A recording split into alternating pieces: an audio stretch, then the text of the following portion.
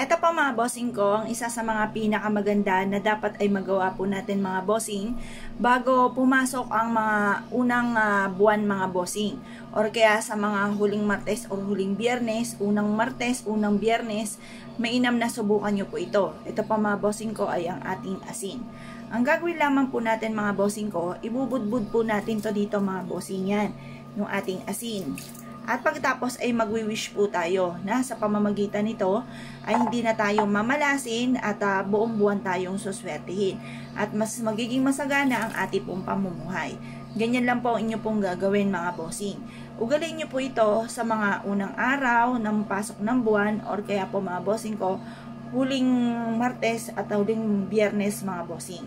Ito pa mga bossing ko, isa sa mga subok na at paborito ko rin na gawin mga bossing ko pagdating sa usapin ng asin. Kasi ang asin mga bossing ko ay mabisang pang cleansing, nagtataboy po ito ng mga kamalasan at ito po ay nag-a-attract ng swerte. Pagdating sa usapin ng mga punsoy, ang the best po mga bossing ko ng pang-cleansing ay ang asin.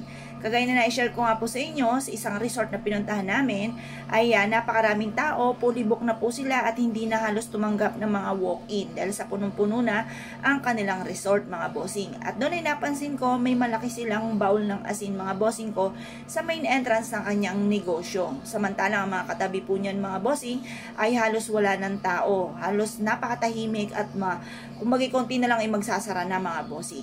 Pero sa kanila ay dinudumog mga bossing, bukod sa ganda ng kanilang ambience ay meron din silang pang-cleansing at pantabay na mga kamalasan. At talaga naman tunay na nare-relax ang mga taong pumupunta po doon mga bossing. Subukan nyo po ito. Kung kayo po isa sa mga mahilig sa mga pampaswerte, wag na wag ka magpapawala nito dahil ako po isa sa mga magpapatotoo na sinuwerte sa pamamagitan ng ganitong mga pamamaraan. Kung naniniwala ka at naisyo po itong gawin, lumarga po kayo. Dahil ito po ay makakatulong upang sa ganon ay mabilis yung ma-achieve ko anuman po ang mga ninanais ninyo. Proven po ito mga bossing. Ngayon pa mga bossing, kung naniniwala ka, subukan nyo po itong gawin. Linisin nyo muna yung CR po ninyo mga bossing.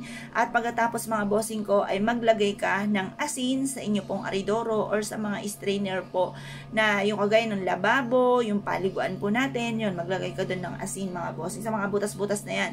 Sa mga kusina rin po ninyo, maglagay din po kayo. Kasi minsan, ang pinahalagahan lang lagi natin ay sa may main door.